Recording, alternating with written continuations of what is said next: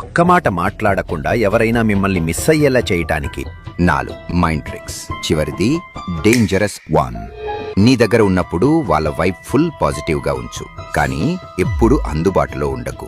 కొంచెం గ్యాప్ ఇచ్చి కొంచెం తీసేయి. వాళ్ళ బ్రెయిన్ ఎందుకు ఇలా అని తిప్పుకుంటుంది, అదే మిస్ అవ్వడం.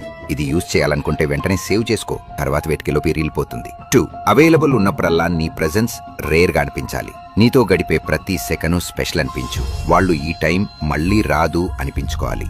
3 వాళ్ళ జెస్చర్స్, టోన్, ఎనర్జీని మిర్రర్ చేయి. వాళ్ళకు తెలియకుండానే ఇతను మనవాళ్ళ అనిపిస్తున్నాడు అన్న ఫీలింగ్ వస్తుంది.